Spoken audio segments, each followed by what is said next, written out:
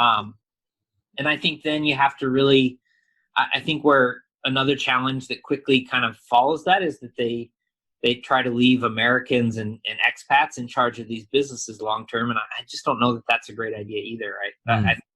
Local leadership is key. Like our homestead business wouldn't survive if it was just me being the eyes and ears and trying to figure like, yeah, maybe I can be crucial to starting that, but I can't be the long term force for that. You really have to have local leadership to be successful, at least in my opinion.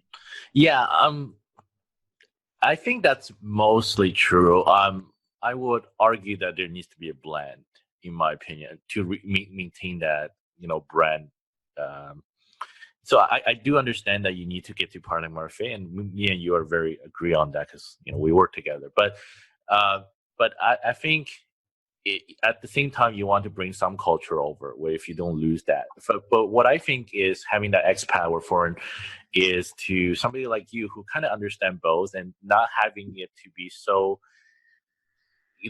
they have to give some control away sort of to the local and let the talent shine in China and let the people that understand the market kind of take the role a bit more. That's what I think. I think there needs to be a blend, and that's the hardest challenge that we see anyway. Especially if you're working with really large companies that are, in the States, they have everything set in place, right? So, Yeah, and I agree with you.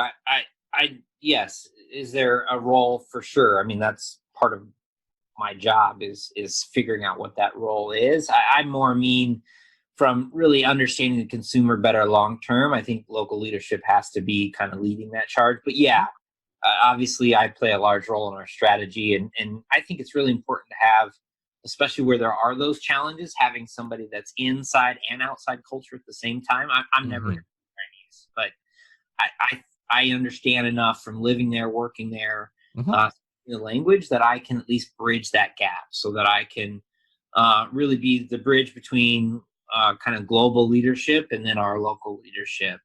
I think that is crucial for any global organization, and those people are hard to find. It's difficult to find people that are willing to invest the time, and it's much more challenging to live and work in China, and there's a lot of risk involved. And so I think that's part of the challenge, is finding people that can actually do that and see the value in that. Yeah, no, this is having to, with globalization, I think there's a need to understand every culture because every market is slightly different. But China is just, like you said, it's so different because for the most part, the ecosystem is different.